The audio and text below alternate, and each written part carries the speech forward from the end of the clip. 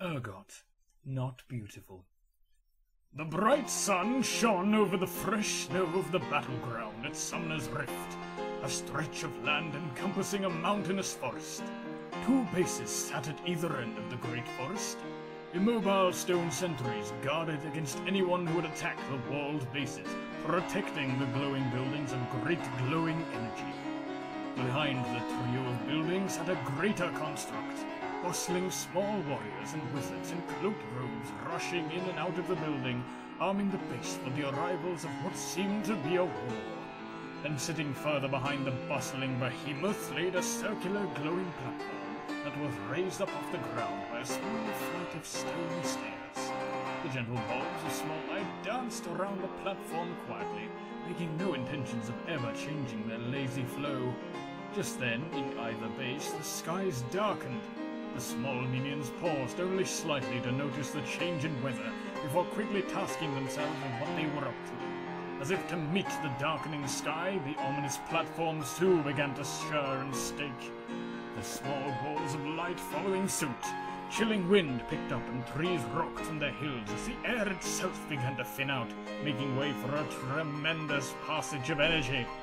In a flash that came and went quicker than the blink of an eye, 5 figures now stood grouped up in the base's platforms. Without saying anything, the minions quickly finished their work and then armed themselves, paving paths through the wooded mountains so that newcomers might take them without issue. The figures too crept quickly, with no words amongst themselves, grouping up into pairs or rushing up alone into the woods, following their advancing waves of minions. In one lane, one of the summoned contenders raced on metallic, sinister legs. They creaked with a deathly chill as they plundered across the snowy trail, a revoltingly monstrous body sitting atop the mechanical legs. Rolls of pus-filled skin and fat sagged down, connected to each other only by mazes of scars and staples that just barely managed to keep the grotesque body in one piece. As the monster made his way down the lane, he approached another one of the giant stone towers that mirrored the ones found within the summoning bases. Urgot had reached the outer tower of his lane.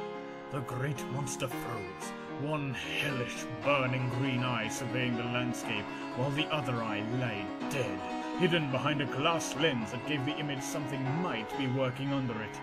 Metallic breaths came out in deep gasps as Urgot got his arms ready, one arm ending in a threatening cannon and the other in a twisting, razor-sharp blade.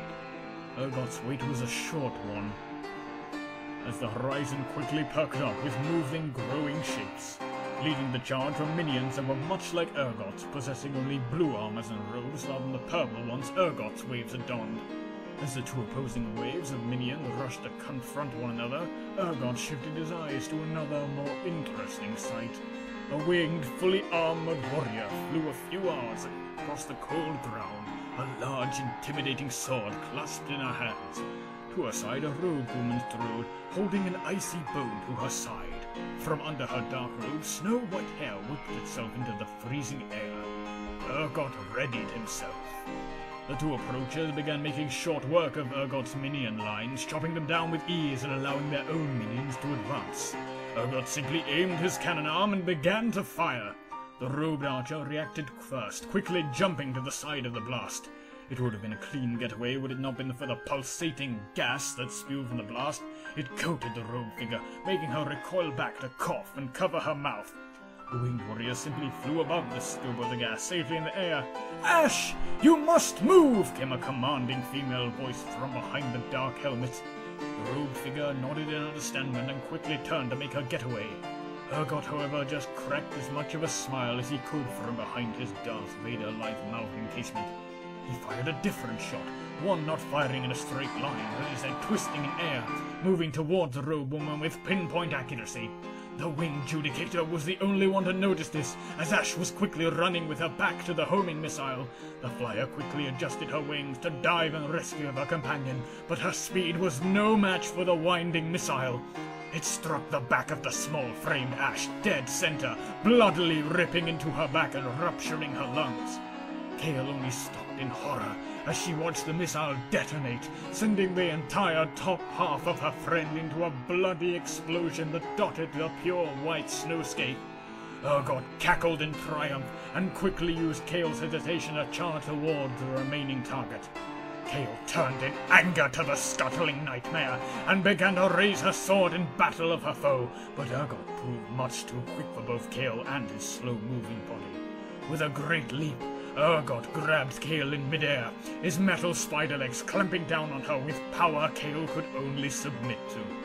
They fell to the earth, and Urgot pinned Kale to the ground under his massive weight. Though she struggled, it was no use. She was at his mercy. If he was going to show any mercy, that was. Urgot rubbed his weaponic hands together, plotting how best to dispatch his prized catch. It didn't take him long to decide. With a few thoughts, he summoned a long, snaking, penis-like appendage from under one of his various sledges of flesh. Kale's eyes widened in horror as the tentacle found its way straight into her virgin asshole. The tentacle forced its way inside, not stopping once it forcibly began to climb through her entire body. Urgot laughed out loud as Kale's screams were quickly muffled by the tentacle lodging itself deep inside the back of her throat. Only then did it begin to let off a bit, only to re-jam itself within Kale's innards. Urgot began to laugh, quickening the thrusting while Kale felt like every organ in her body was being beaten on a red-hot metal bar. The pain was so immense Kale almost blacked out several times. The only thing keeping her awake was her will not to give in so easily. Urgot simply sped up his organ fucking. With a final few heaves, Urgot released a spewing, thick liquid of radiating sperm into Kale's inner mouth. Kale's nostrils erupted in twin waterfalls of rushing semen, while her brain itself was painfully coated with it. Kale cried tears of chunky, glowing semen while Urgot continued his mocking laughter. He finally retracted the fiendish phallus while Kale's broken, desecrated body lay unmoving in the snow. Urgot then picked his mass off from the body and skittered towards the halved body of the Frost Archer. "This will do. Yes," Urgot voiced to himself. He hefted the body over one shoulder before turning back to the broken Kale. "And you still have a use as well." Urgot retrieved his second victim and stood as a shimmering, pulsing blue light surrounded him. Within a few seconds, the three disappeared, leaving only disrupted blood, snow, and sperm to mark themselves. Urgot reappeared back at his base on the same platform he came onto when he first arrived. Scuttling towards a small shop booth, Urgot summoned up the shopkeeper from inside. A large, warded pink troll in a thick purple robe approached the booth table. "What is it that is inquired?" the shopkeeper asked in a muddy voice. "I have what you've been looking for," Urgot said as he slammed the bottom half of ash onto the front table in front of the shopkeeper. The shopkeeper, looking interested, stroked his bald chin as he hefted the legged corpse up to himself. With one grasp, he tore away the archer's pants, uncovering her vagina.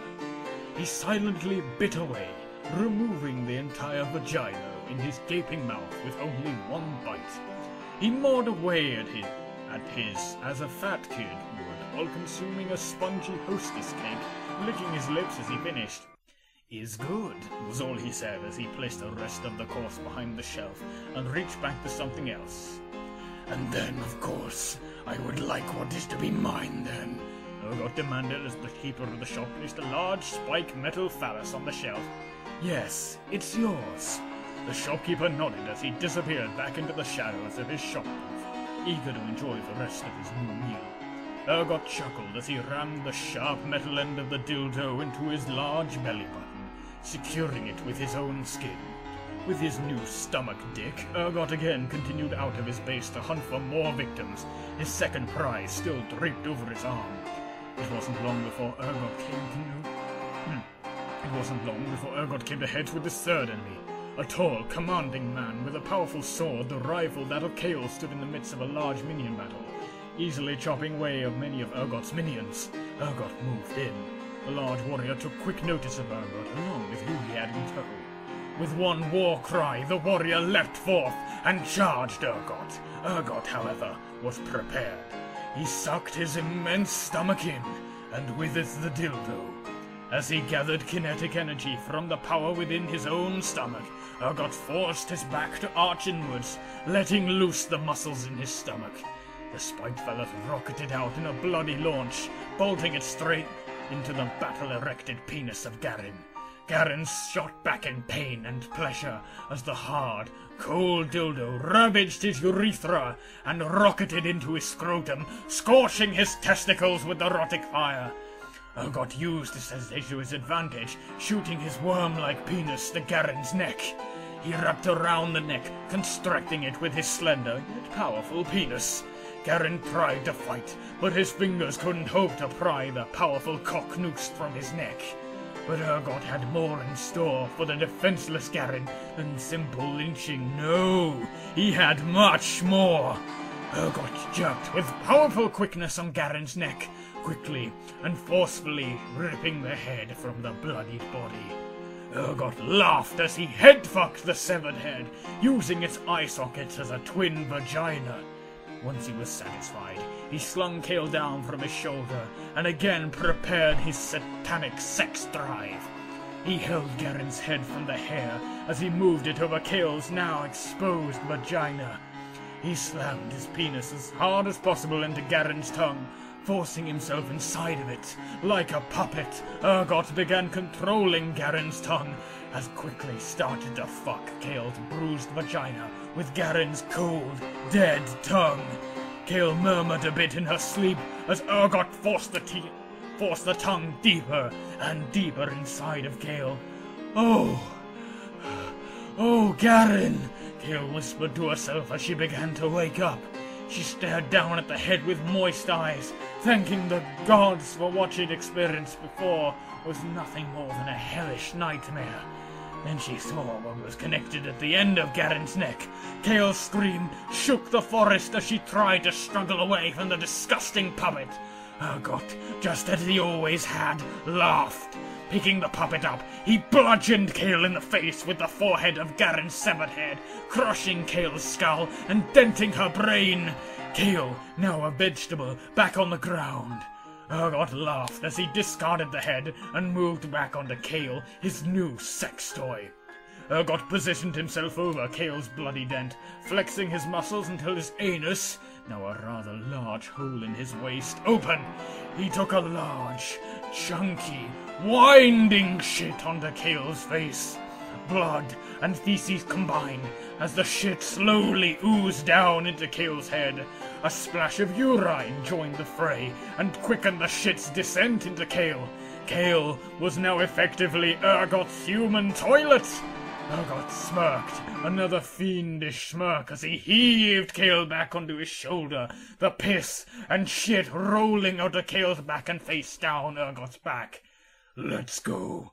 There's more work to be done," Urgot said to his new sex toilet. With another chuckle, Urgot continued back into the forest, eager for more victims. The end.